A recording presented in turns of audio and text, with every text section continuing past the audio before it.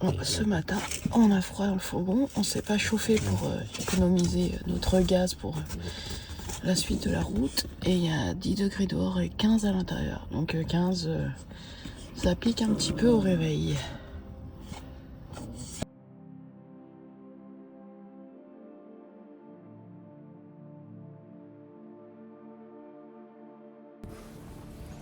Je vous laisse découvrir ces quelques images de survol de la Camargue que nous nous apprêtons à quitter pour reprendre la route en direction du Var, où nous dormirons pour notre dernière nuit en France.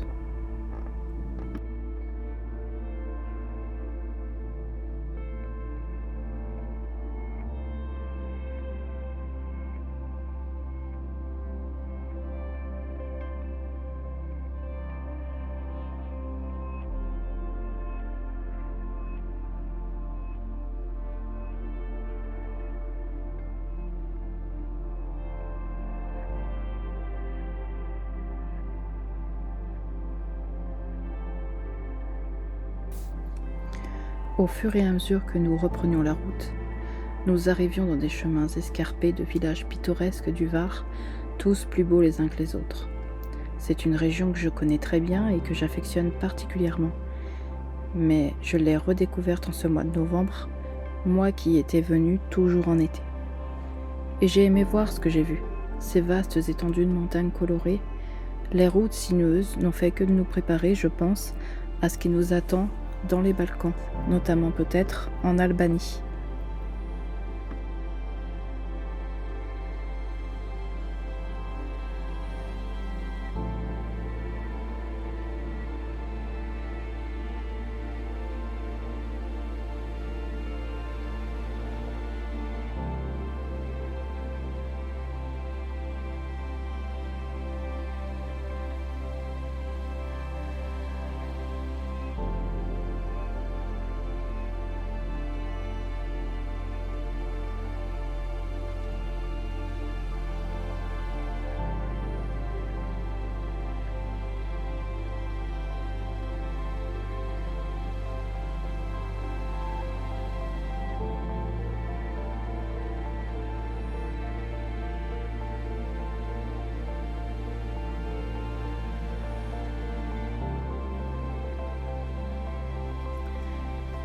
Petit démêlage de cheveux pour Irène, qui a beaucoup plus de difficultés que moi, de par notre petite douchette, pourtant très pratique dans notre van, où nous avons l'eau chaude, ce qui n'est pas le cas de tous. Mais voilà, comme vous le voyez, il y a une densité de cheveux importante qui fait que les choses sont beaucoup plus compliquées en voyage.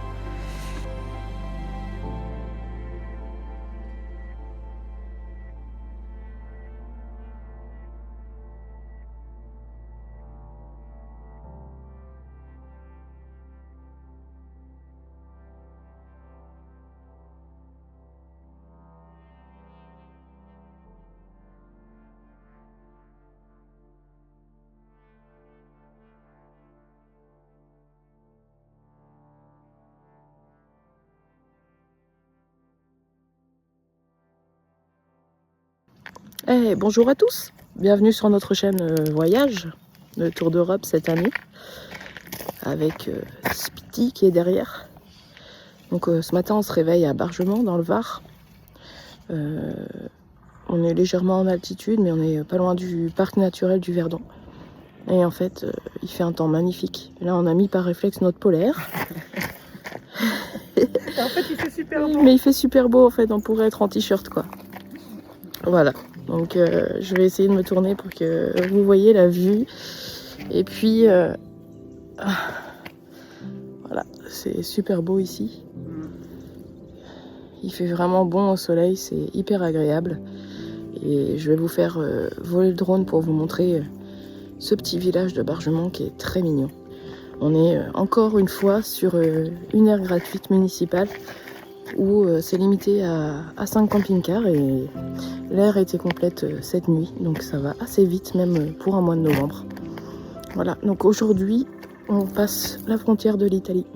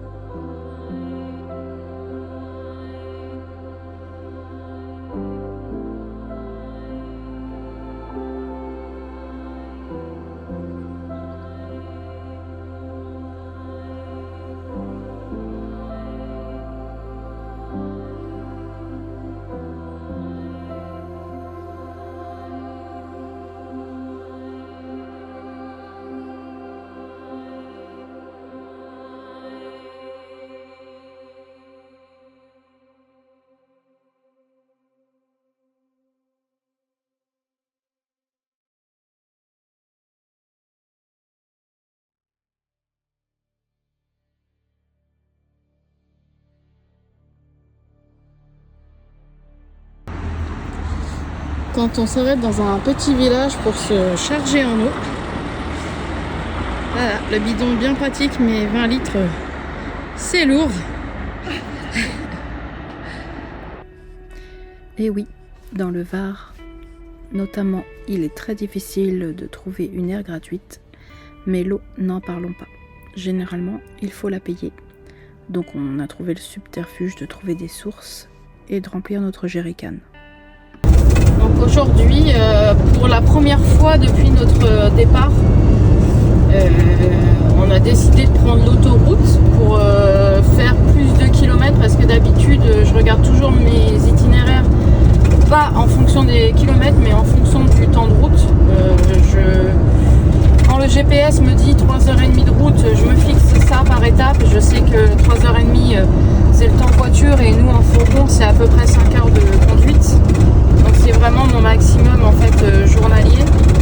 Et là aujourd'hui, pour passer la frontière de l'Italie, j'ai décidé de prendre l'autoroute en Italie, sachant qu'on ne l'a pas du tout prise en France, parce qu'on voyage vraiment en essayant de prendre que les petites routes. Mais toute la côte là de Provence où on est, ainsi que la frontière, donc la côte italienne, parce que j'essaye de ne pas m'enfoncer dans les terres pour pas qu'on ait froid et économiser notre gaz. D'ailleurs, si vous qui nous regardez avez voyagé avec des bouteilles de gaz, dites-moi si vous avez fait le changement GPL ou des changements sur votre fourgon, parce que y a quand même des contraintes par rapport à un Truma gasoil. C'est qu'on doit faire attention. Là, dans l'immédiat, on est en province, donc encore cette nuit, en Provence, pardon. Donc cette nuit, on ne s'est pas chargé, on ne s'est pas chauffé. Je vais y arriver. Mais donc voilà, dites-moi si vous avez fait un tour d'Europe avec un chauffage gaz, si ça a été. Nous, on a acheté des adaptateurs pour remplir nos bouteilles à l'étranger. Mais je prends l'autoroute pour faire plus de kilomètres en Italie et nous rapprocher de Gênes, ce qui nous permet de quitter la côte frontalière, parce qu'ils ne sont pas du tout accueillants en fait avec les camping-cars. Et il y a très peu d'air, il n'y en a pas de gratuite par exemple, parce que monnaie, tourisme, et ce sont des aires vraiment qui donnent pas envie et qui sont à 30 € la nuit, donc ça m'intéresse absolument pas. Même en basse saison, c'est surtout ça. Il faut se dire qu'on est le 11 novembre et que les campings sont fermés aussi. Dans tous les cas, on évite les campings, mais de temps en temps, on aurait pu vouloir s'y poser, et là c'est pas possible. Donc voilà, aujourd'hui, exceptionnellement, je prends l'autoroute parce que notre but, ce sera de se rapprocher de Venise, donc après-demain, pour visiter Venise. Mais là, ce soir, on aura fait 328 km par autoroute.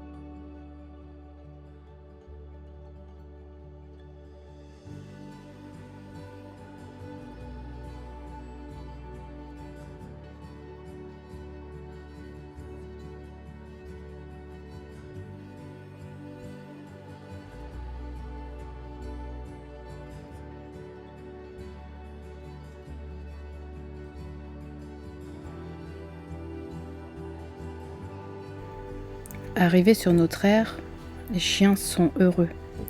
Ils ont une sorte de parc canin où nous pouvons les enfermer pour qu'ils se défoulent, et ça, c'est plutôt rare. Ils sont hyper réactifs aux autres chiens, et quand nous visitons des villes où il y a du monde, c'est toujours très compliqué. Sur cette aire, c'est simple, il n'y a personne à part nous, mais personne aussi dans ce village. Bonjour à tous, donc là on entame notre... ça c'est Viking. On entame notre deuxième semaine de voyage, puisque ça fait 7 jours qu'on est sur les routes. J'ai parcouru à peu près 1500 km et 28 heures de conduite, quelque chose comme ça. Donc je suis un petit peu fatiguée quand même, le fait de rouler tous les jours. Dans l'immédiat on s'est juste posé 2 jours en Camargue, sinon on a roulé tous les jours. Même pour Rosie ça fait long. Mais comme je le disais déjà, les campings sont fermés et les aires, on peut pas vraiment s'y poser sur le long terme. Déjà parce que de base là on était dans les montagnes et que on dépend de nos panneaux solaires et qu'on sait que quand il pleut on a maximum 48 heures en gros d'autonomie avant de rerouler pour recharger nos appareils. On a dormi là sur une aire la nuit dernière super au calme, mais dans un village mort où il n'y avait rien, même pas non plus de réseau. Donc on a décidé de reprendre la route. Là on fait une petite halte chez McDo et on espère pouvoir quand même s'imprégner un peu plus de la culture locale et des restaurants. Mais dans l'immédiat, tout ce qu'on a croisé, c'était des villages morts. On verra ce soir, on dort au-dessus de Parme. Donc voilà, j'espère qu'il y a trouvé quelques petits commerces. Et dans tous les cas, dans 2 jours, on sera en Italie. On est déjà en Italie. On sera à Venise, donc là à Venise on devrait pouvoir se faire plaisir en termes de restaurants et aussi sur la visite en espérant qu'il n'y ait pas trop de monde, bien qu'on soit le 12 novembre. Voilà. On arrive à l'île. Bon, coucou tout le monde. Alors aujourd'hui on a essayé de remettre un peu d'AdBlue dans le véhicule. Alors c'est pas évident de trouver de l'AdBlue en Italie. Le seul moyen d'en trouver, le monsieur m'a dit de la station, c'est soit sur les autoroutes italiennes, mais du coup ça doit coûter son prix j'imagine. Non, c'est pas question de prix, c'est que surtout que nous on prend pas les autoroutes. Alors nous on prend pas les autoroutes, mais du coup on en a trouvé dans une petite station dans l'arrière-pays, enfin dans les petites villes, mais du coup ça se vend en bidon de 10 litres. Et du coup bah là on est bien pour le voyage parce que c'est... On met 1 litre tous les 1000 km à peu près. Ouais, 1 ou 2 litres tous les 2000 km je fais. Donc bah là on est bien pour tout le voyage.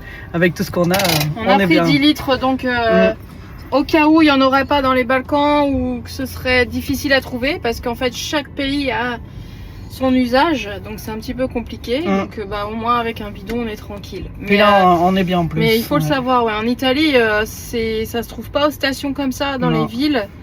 À chaque fois on voyait AdBlue et on comprenait pas, il n'y avait pas le distributeur. C'est dans le magasin, ouais, voilà, c'est ça. Et effectivement ils ne le vendent qu'en bidon. Les distributeurs c'est que sur autoroute. Puis c'est bien, il y a l'embout directement dans la bouteille, donc pas de complications non plus pour se remplir. Donc on est bien, voilà.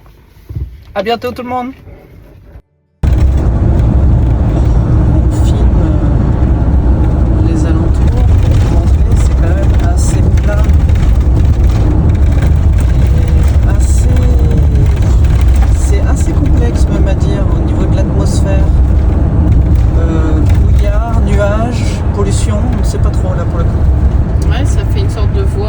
Depuis qu'on a quitté les côtes italiennes et qu'on est dans les terres, ils ont une sorte de voile en fait un peu grisâtre comme ça. On sait pas, on a vu qu'il y avait une alerte brouillard, mais c'est pas un brouillard franc sur la route. C'est ça. Donc on sait pas trop en fait. C'est vrai que ça pourrait donner l'impression que c'est pollué, on ne sait pas. C'est vraiment bizarre. La prochaine étape, c'est notre arrivée à Venise. Alors ne manque rien et abonne-toi.